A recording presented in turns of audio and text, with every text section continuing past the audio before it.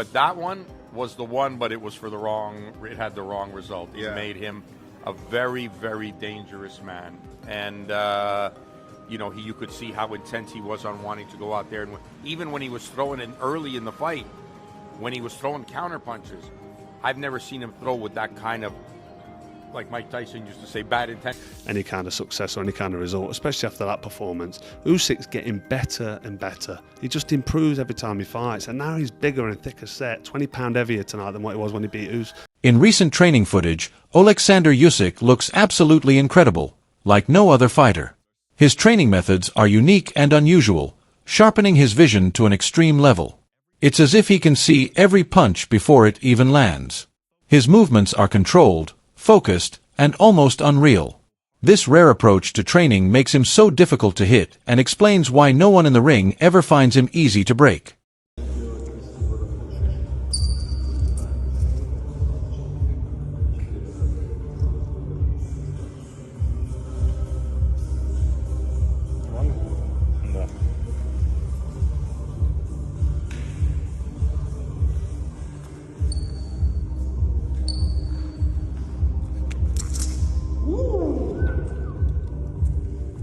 Many doubted Usyk's durability and questioned whether he could maintain dominance against younger, stronger heavyweights. He entered the rematch with Daniel Dubois under heavy scrutiny. But instead of showing hesitation, Usyk delivered a masterclass that silenced his critics. His timing, footwork, and composure were unmatched throughout the fight.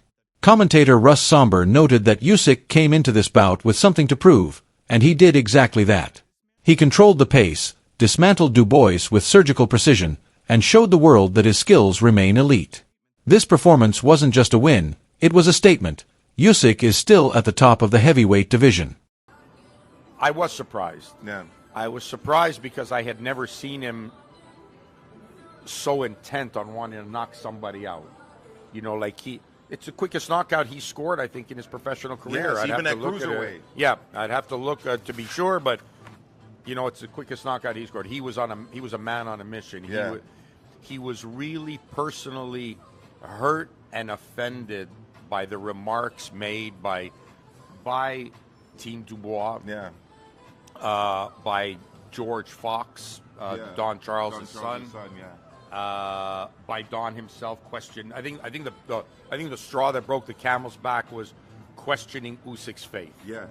Now, you could question a lot. You can question his skill, question boxing, or whatever you want.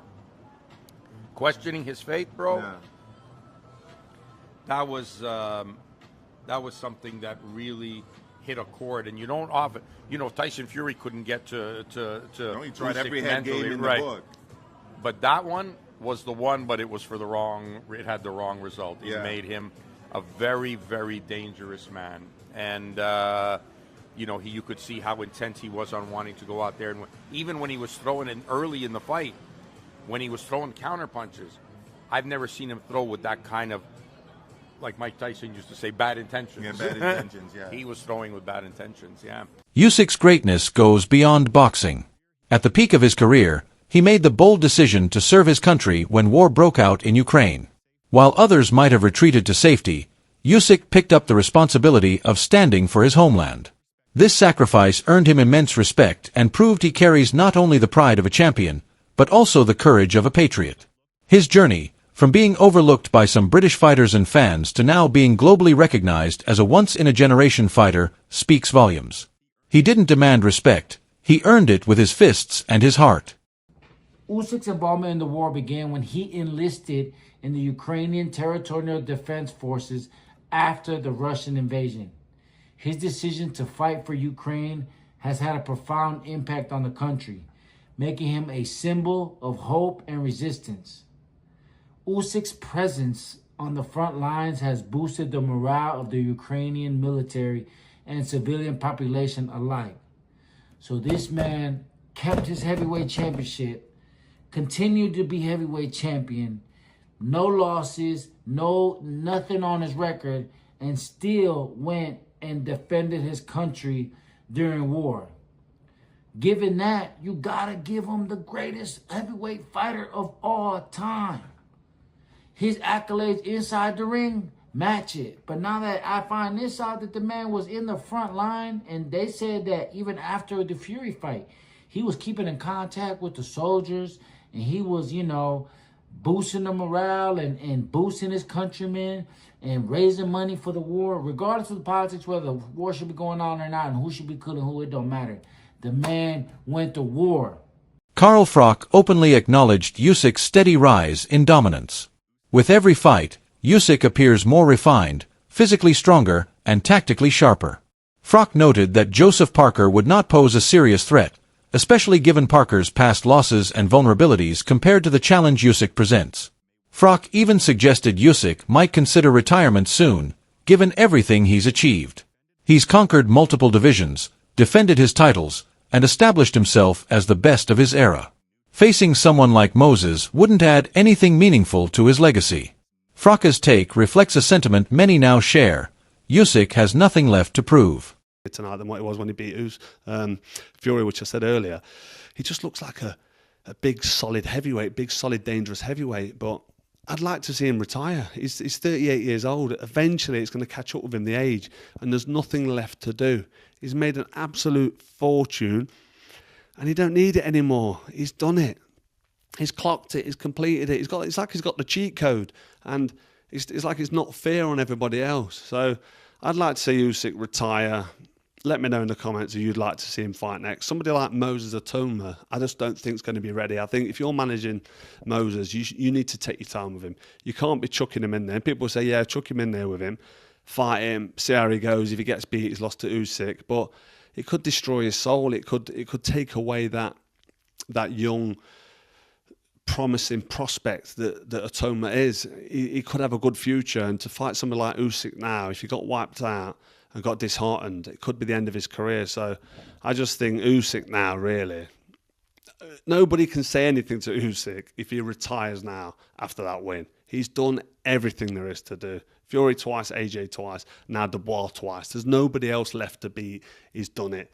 Usyk should just hang the gloves up. He's been a fantastic addition to the heavyweight division since coming up from cruiserweight. He's been absolutely brilliant, and what he did tonight against Dubois was nothing short of just, he made it look easy. And I don't want to disrespect Daniel Dubois, but he just made it look easy, and he does make rounds look easy, doesn't he? Whoever is in with, whether he's in with Tyson Fury, whether he's in with AJ, he makes it look easy.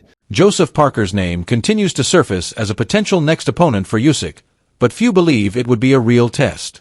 Most see it as a mismatch in both style and experience. Analyst A. Oladipo proposed an alternative, a rematch with Derek Chisora. His reasoning was less about competition and more about showmanship. Chisora is known for making every fight feel like an event, regardless of the outcome. His rough style, raw energy, and promotional antics could generate buzz. However, from a competitive standpoint, neither Parker nor Chisora seems equipped to truly challenge Usyk in his current form. Then, well, here it is. Here's your world title shot. You're going to fight for a world title, right? But if you're Joseph Parker, and I spoke to Andy Lee, it isn't just a case of fighting for a world title. You want to fight the number one for the world title, and that guy is Oleksandr Usyk. So, yeah, there must be loads of conversations going on right now. Loads of conversations. I did say this the other day, and I don't know, sometimes I'm like, when I was in the ring and I was interviewing Oleksandr Usyk, I was desperate because of my love for Joseph Parker. I was desperate for Joseph Parker to get, I know he got in the ring after, but I'm talking about on the zone. So whilst everyone is still in the stadium and everyone's still tuned in, I was desperate for him to kind of just jump in the ring. I was desperate for him to do it. Chisora was trying to do. So Chisora knows how to play the game. And as much as people are like, what's Chisora doing? Chisora won't get the fight, but that's kind of what you got to do. And I know people are like, well, 1 second, it's not like that. It's rankings. Well, no, it's not though, is it? Because, again, Oleksandr Usyk can vacate the belt. He can say no. You have to kind of do what Daniel Dubois did last time. Daniel Dubois, rightly or wrongly, got in the ring, pissed Usyk off. Usyk's like, okay, we'll fight then. Fuck it. If this is what you're doing, dude, we'll fight. And I felt like there was a time where I wanted Joseph Parker to almost nudge me. And I'm telling you now, we're kind of told not to give the mic. I don't know if you see, I always hold onto the mic. I would have given Joseph Parker the mic. And I would like Joseph Parker because there's a mean side to Joseph Parker. I think everyone sees the friendly side. I've seen the mean side. And I wanted Joseph Parker to say, I want my shot. You've been ducking me. all these things might not be true, but do it. Sell it. The crowd would have gone a bit wild, right? Because I think a lot of the crowd want Joseph Parker to get his shot. But that's not what happened. And all of a sudden, you're seeing Jake Paul in the ring doing a face-off. You're seeing all these, and I'm like, where's Joseph Parker? Where are you, Joseph? It's not surprising that some have started drawing comparisons between Usyk and Muhammad Ali. While their fighting styles differ, the essence of greatness they represent feels strikingly similar. Both possess ring intelligence that transcends natural talent. They bewilder opponents not just with punches, but with rhythm, misdirection, and strategic depth. Usyk's ability to read a fight, adapt, and dismantle his challengers reflects the same traits that made Ali a legend. The comparison isn't about fame or legacy, it's about their mastery of boxing as an art form. It shows just how deeply Usyk's presence is being felt in this era.